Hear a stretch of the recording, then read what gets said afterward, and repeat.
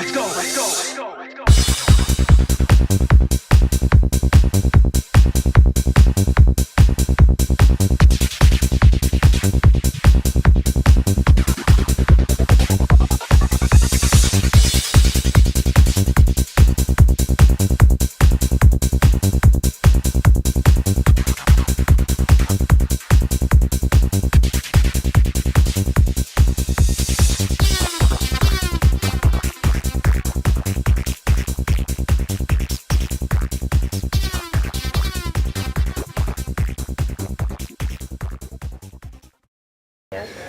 So how's that? Okay, so Space Drive basically started in Goa with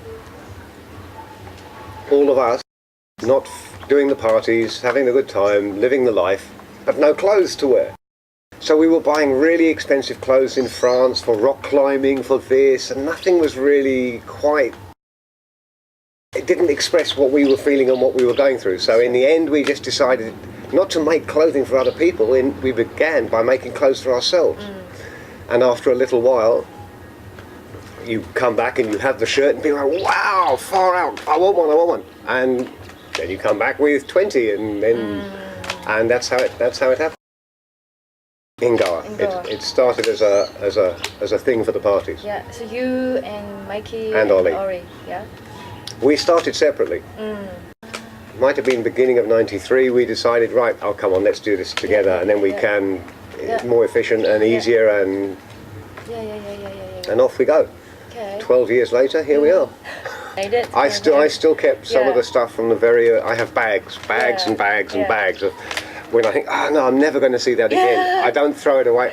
In the bag. Maybe sometime in 10 years' time we have a reunion party, you know, when we're all old and grey and full fluoride. Yeah.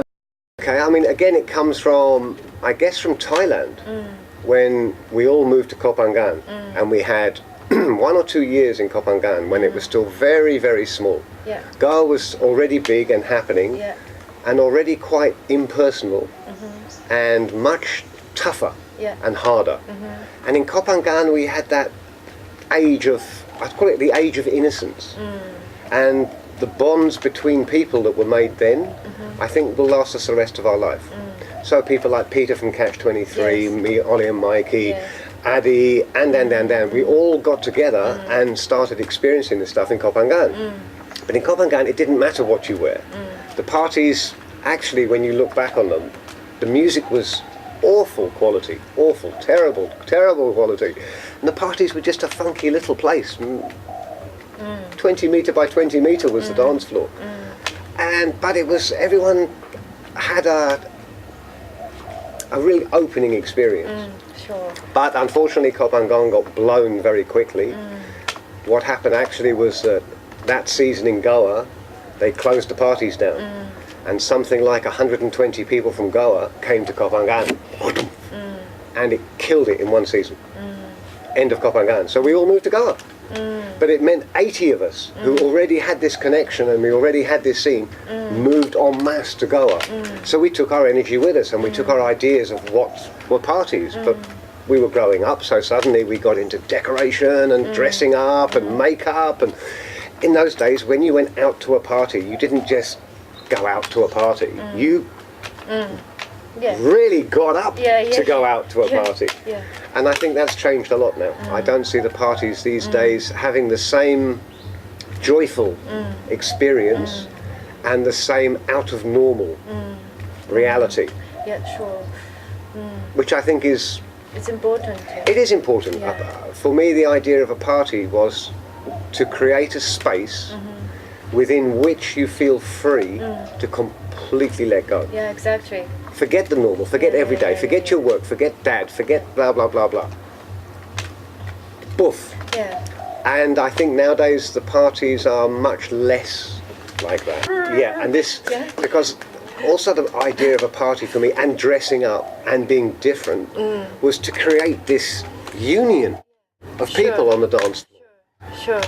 The mass energy is more than each of the individual ones. Where nowadays people tend to stay in maybe their small group, but very seldom you go to a party where it happens. It does still happen, but not as often, and not as much here. Yeah, it is magic. Let's go, let's go, let's go, let's go.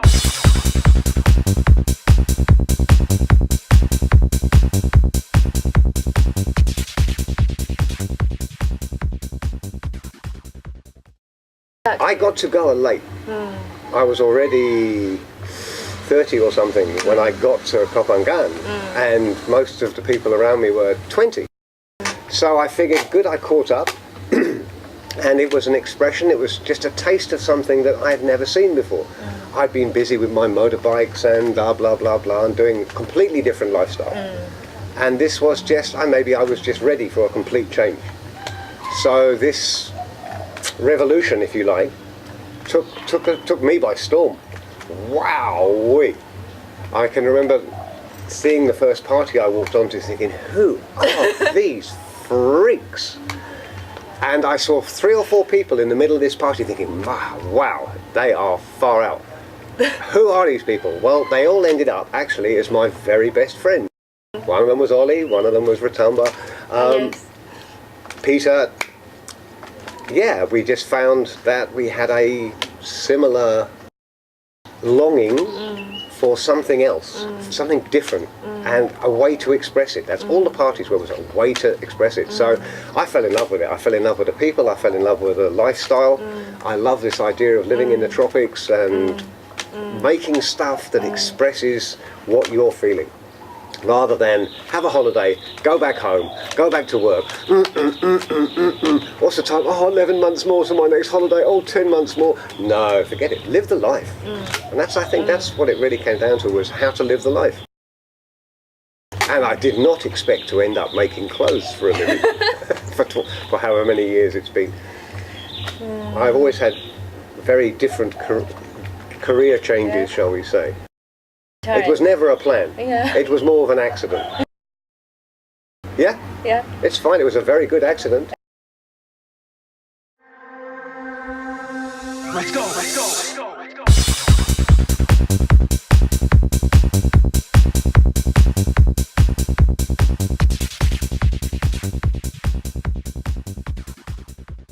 Okay, well, let's start with the music and the clothing, because Space Tribe was the 3 of us. Ollie, Mikey and myself. And the music sort of, in the early days, we were just playing music. No one was actually making their own music. Well, Ollie got into making the music, which he had been doing previous to techno. But when he got into techno, suddenly he didn't have it. And then computers happened. And now you can do techno at home. You don't need 12 guys in a studio and. So suddenly there's the music. We're already making the banners and the decorations for the parties. Well, after a while, Ollie moved to Australia, and it's very difficult to run a garment company in Bali when you live in Australia. So he ended up concentrating on the music, and Mikey and I concentrate on the clothing. Actually, it works very well for us, we think, because it still has the same relationship, that the clothing and the music are an expression of the same thing. It's just a different way of expressing it. And it makes us more than just a clothing company, and Ollie more than your average DJ.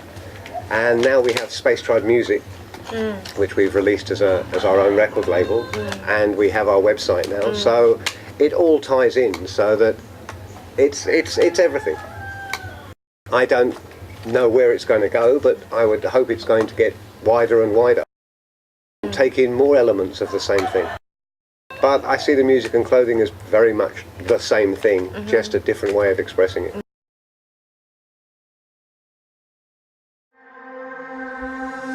Let's go, let's go, let's go, let's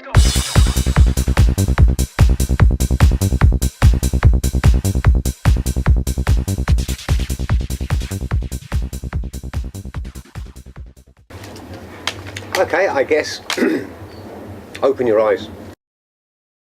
You don't have to you don't have to wear the same as everybody else. You don't have to advertise the corporations. It's a little way of just saying, hey, I'm here, and I'm a little bit different to all of that out there.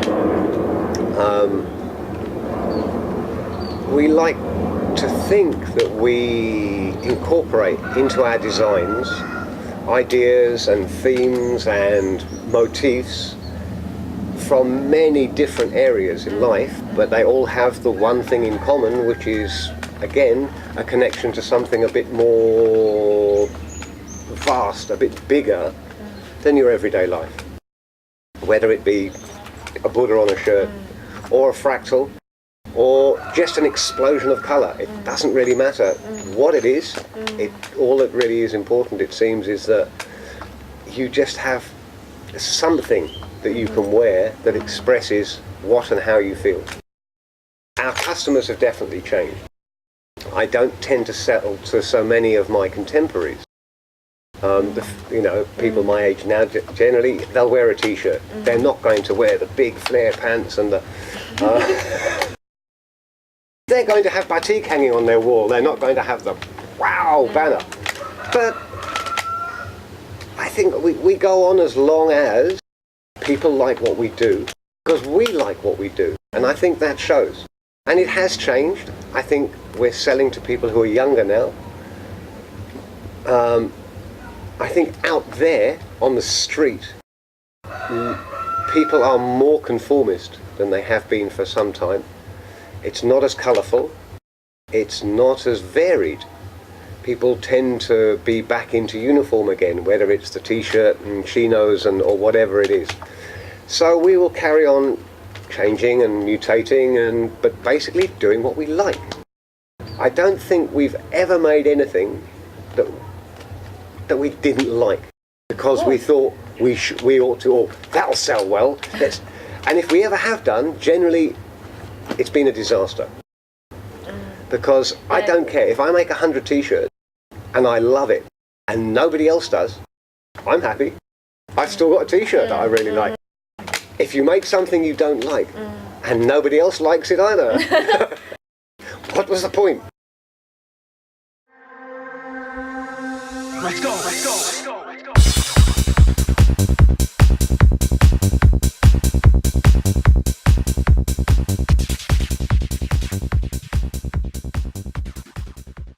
Yeah, I guess. I mean, I think it's great actually that it is the young people who are getting into it now. It's the young, because it's their energy. It's young people's energy that will keep it alive, keep it growing. Sure. But it has to grow. It has to mutate. It has to keep changing. It's no good. It will die if it's restricted to a formula, and you just try and relive what you did 10 years ago. It will die because it won't be relevant anymore. It has to reflect the changes that the young kids are going through. I know our customers now are definitely not my age. I would think my average customer now is somewhere between 16 and 20. It's great. They haven't been through the Goa thing, they haven't been through the Asia thing, but I think everybody has the same longing. That if you are brought up in an environment, a Western environment, or whether it's Japan, a commercial environment, you're put through school, you're put through your conditioning, you're put through the trip, which seems to be getting heavier and stronger actually, rather than more relaxed. You will be more enthusiastic. You will need to find some way of expressing your freedom of thought, your wanting to get away from that restriction. And I think that applies to every generation. I hope it applies to every generation. And I think it's great that they're attracted to it. What I want to see now is the young ones taking it and making it theirs. Change it, guys. Don't do our thing, do your thing. That's it. That's my message. Do your thing, please.